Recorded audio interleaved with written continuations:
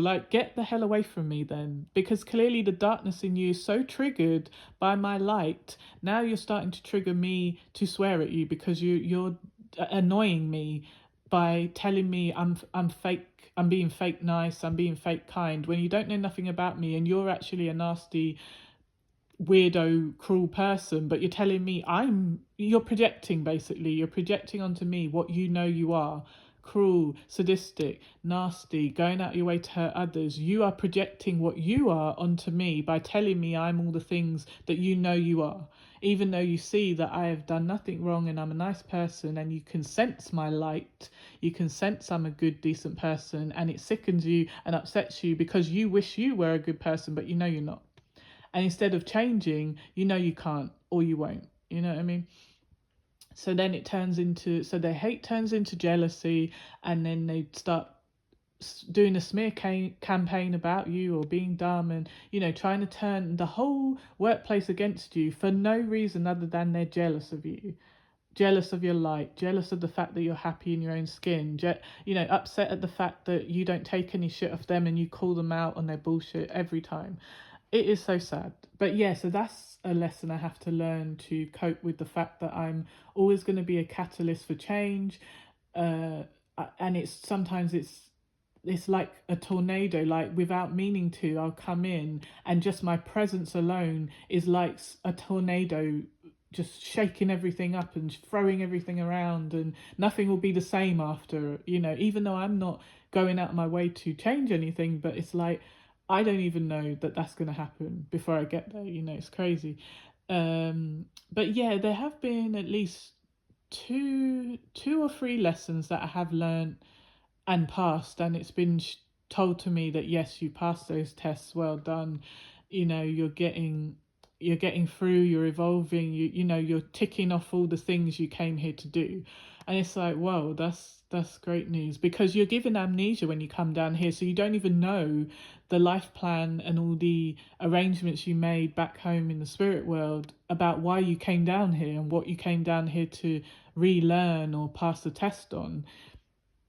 You have a spirit team who tries to guide you, but if you're not spiritual, being down here, if you allow yourself to be too involved in the superficial, then you're cut off from your spiritual side, your 5D self.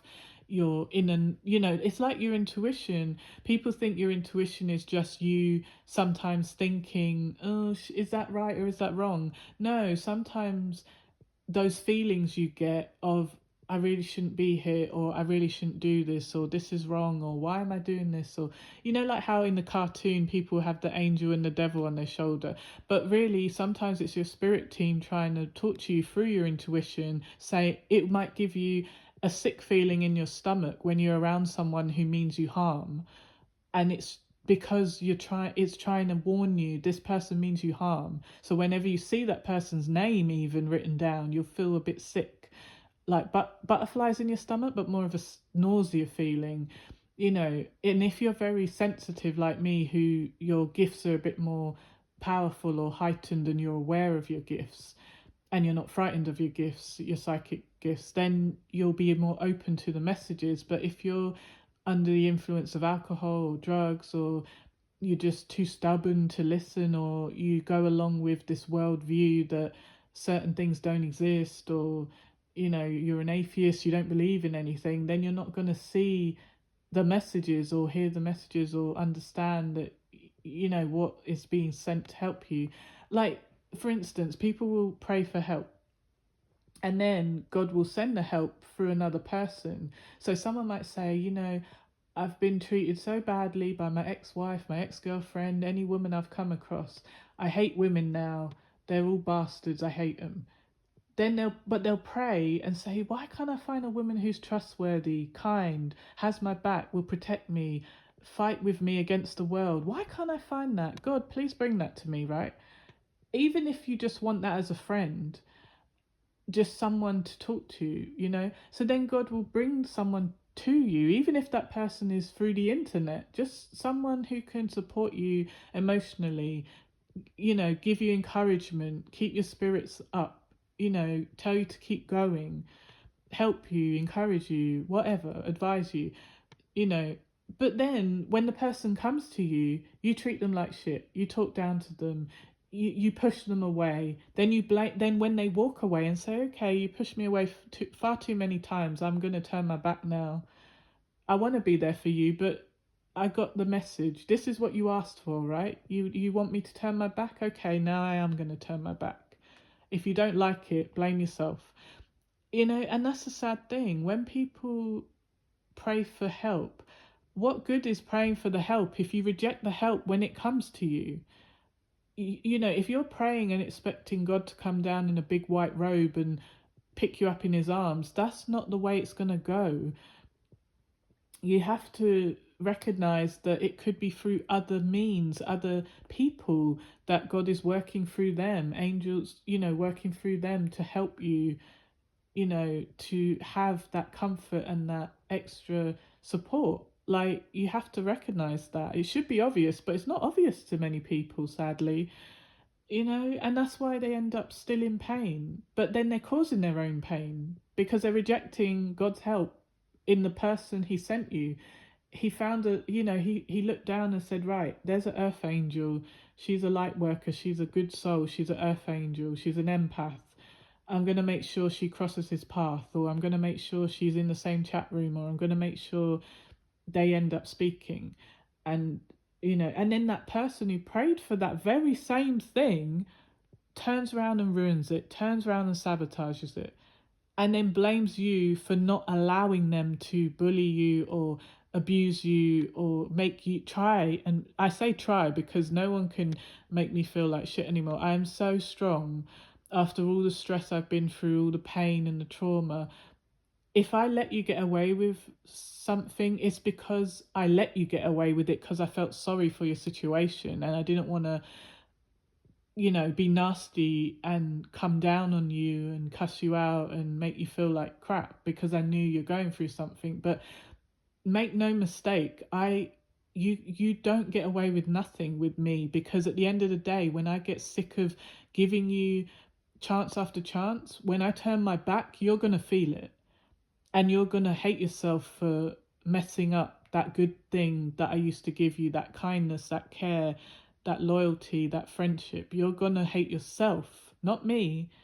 You're going to pretend that you hate me because you're going to blame me and fake project on me and say, oh, well, she's the reason we're not friends. She's the reason. No, you're the reason. You're the reason, darling. You're the one who pushed away an earth angel and then blamed the earth angel when you pushed them off the cliff. You know what I mean? Because you were like, well, you've got wings, just fly back up to me. Well, why'd you keep pushing me off the cliff? That's what you should be asking yourself. It doesn't matter if I do have the wings to fly back to you. You shouldn't be wanting to push me off the cliff in the first place. We should be healing that problem in you that makes you want to push a good person away. Obviously the wings and everything is a metaphor. But yeah, I'm just saying that, even if I'm a strong soul and I can take all the silly abuse and the silly bullshit, you shouldn't want to abuse me. This is the point. That's not the point, that, oh, I'm so tough I can take it. I don't deserve it. No, neither does any other good soul. And that's the problem. It's just like when people have relationships where a man hits a woman and the woman says, well, I don't care because I hit him back. Yes, but that's not the point. The point is, no one should be touching anyone. No one should feel comfortable hitting anyone or throwing things at anyone or threatening anyone. No one should feel comfortable doing that. And if you do, there's a toxicity there that is dangerous, and one day it might go too far. I don't know. Anyway, that is all for now. I've talked way longer than I expected to, but oh my god, once you get me talking, I'm like a chatterbox. An hour will go by and it'll feel like 10 minutes, and I'll be like, oh my god, why is the sun up? It was dark a minute ago. Anyway, take care, everyone. I wish you love, peace, and protection. And, like I said, just pray to God for help and protection and strength to carry on your journey. But do not be, do not be so prideful, or I don't know, what's a good word? Arrogant, or, big headed, to think that, when God sends you the help, that you're too good for the help, or you're too big to fail, or because then why are you spitting it at the good help that you prayed for? Who do you have to blame? You can only blame yourself at the end of the day. Stop projecting hate and blame onto the people you chose to push away. And if you have mental issues like narcissistic personality disorder, then you need to get help to help deal with those things. You have to recognize something is wrong. It's not normal to like giving people the silent treatment when they've done nothing to you. It's not normal to because to me, like, I think one thing I find weird about narcissists is that they will give someone who's helped them the most, they will treat you the worst. Anyone who's closest to them, you're the one they treat the worst. But they'll go outside and someone they barely know and barely like, they will treat them like a queen or a king, and you'll be like, what is going on? Like, how come these superficial people they barely know are getting the best side of them? But it's not that they're getting the best side of them, they're getting the fake jolly happy side of them, which is fake. The real person they are is the horrible person they show you. So that just shows you they're like an empty robot. And imagine if, like, it's so sad how, like, the victim of these people, the loved ones, the family, the partner, the husband, the wife, the normal one, the victims of the narcissist, they really do feel like they're losing something, because a narcissist did show a good face, a good mask, and then so the person is grieving leaving what they thought was a good person who needs saving from themselves. So they're still, so the loved one is remembering the time when he pretended to be nice and bought flowers, when he pretended to be nice and bought a gift or took them somewhere, but then he abused them after that trip. Like, I remember when I was with my narcissistic ex, and we went on this beautiful holiday, and everything was fine on the holiday when we were out sightseeing with the tourists, and he was acting like the perfect gentleman. Soon as we got in the hotel behind closed doors and no one was looking, he was so abusive and bullying and nasty. And because I was tough, I had to put him back in his place. But it was exhausting because all I wanted to do was sleep after a long day, and there was a heat wave, so it was bloody hot. And I was exhausted. All I wanted to do was sleep. And he harassed me and tried to bully me for sex, and just like would not leave me alone, and literally was like threatening to leave me if I didn't have sex with him. And I was like, what the hell is wrong? I was like, do you know how ill I feel just walking around in the sun? I'm so exhausted and dehydrated. Leave me the hell alone. And I said, go and leave then. In fact, knock on the woman next door and see if she'll have you, because I don't want you right now, because the way you're acting, I'm going to have to push you off the balcony. Just that's how you feel when these people won't stop haranguing you and harassing you. You feel like, just go. I'll find you another woman, because you're just driving me crazy. And you got to remember, you're not losing anything. When you lose a narcissist, they're like an empty shell. They're like a robot. Then if you lost an empty box, if you had an empty cardboard box and you were carrying it around because you thought it was worth something, and then you open the box, there's nothing in there but a dog turd. Then if you lost that box, would you be sad? No, because you just lost a dog turd. Like, sorry to be mean, but it's like, it's the truth. I'm not crying anymore over losing a box of dog turd. You know what I mean? A sack of poop. Because I am not a sack of poop, and I'm a good person, and I don't go out of my way to hurt others. So to me, it is important to stop crying over nasty, stupid, scumbag people. Obviously, in the past, it's happened to the best of us, where you've tried to be friends with someone, or you felt sorry for someone, or you tried to be in a relationship with someone, or you put up with family who were assholes and narcissists and stuff. But no more. I would rather be alone for the rest of my life. And I mean that. And when you truly feel that you have no problem being alone, that is an amazingly freeing feeling, because a lot of people are trapped with people they hate who abuse them, and they don't even like that person, but they're trapped in a trauma bond that's convincing them they love this person. How can you love someone you don't even like?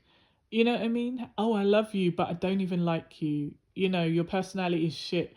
You make me feel like shit. But oh, I love you. No, you don't love them. You do not love them. It is a trick. It is a chemical imbalance in your brain caused by the narcissistic abuse. And you have to break free. You must. Oh, let me give you a tip, a really helpful tip that saved my life. And I know God put this tip in my life. He let me come across Professor Sam Vaknin's videos on YouTube. I'd never heard of him. I'd never heard of narcissistic abuse. I knew there were people acting crazy in my life, but I didn't know it was an actual personality disorder. Right. And then, so when I literally felt like I want to die if I leave this narcissistic ex, I'm going to die if I leave him. If he stops loving me, I'm going to die. It was a horrible time because I hated him, but I felt like if he stopped loving me, I would die, even though he didn't love me because he was abusing me. But yet, he would tell you he loves you and then abuse you, but then apologize and then act nice for a while and then abuse you, and then you getting confused because you're looking for the good one, but the good one is a fake person. You know, it was like being with someone who had multiple personality disorder. That's what it felt like. And then I remember just, you know, coming across, like, there was a recommended video, Professor Sam Vaknin's video, talking about what a narcissist is, what a true narcissistic personality disorder looks like. And then I just felt guided to click on it. And I didn't type in the word narcissism. There's no reason why these videos should have been recommended to me. So that's why I know, looking back, it was God put that video there, because I was so in a terrible place, headspace, you know, so distraught, not eating properly, not sleeping properly, absolutely confused, you know, not being able to leave, not wanting to stay, not knowing what to do. Didn't have any family or friends or support because we'd moved far away and I was isolated, and, you know, anyway, but all that is behind me now. But at the time, it was very hard and confusing, and I feel so bad for that version of myself because she doesn't exist now. I'm like a different, stronger, much tougher version of myself now. But when I think back to that poor version of me who was just crying all the time and had no control over the situation, and, you know, that's why I always try to let people know, go to Professor Sam Vaknin's videos, because it really saved my life, understanding what a narcissist is, why they behave this way, what kind of behaviors you know, might see in them, and how to cope with it, and how to get away from them, and how to rebuild yourself and detach from them, you know, because it is not easy. They're like a parasite, you know, who, it almost like, I don't know, an octopus who shoves their tentacles into you. So you're literally tethered to them psychologically, you know, even if they never hit you, the psychological damage, it's like psychological warfare in your mind. It's so strange. And yeah, it's very, very hard to break away from. And I'm extremely strong person. Even I struggled because I really did love that person. And I was just grieving the fact that, oh no, I really love this person, but he's not the person I thought he was. The person he presented that I fell in love with was a trick, you know. And so I'm looking for that person I met in the beginning who was basically mimicking me, because he basically made it look like he was like me, kind, considerate, strong, brave. And so I'm thinking, wow, I've met the male version of me. How lucky, how fortuitous, how destined, you know? But oh, we were destined to meet, but not for a good reason. Destined to meet so that I could go through this painful time in order to get stronger. So for him to burn me down to ash so I could rise like a phoenix from the ashes. So, oh yes, we were destined to meet, but it wasn't for the good, happy life I thought, you know.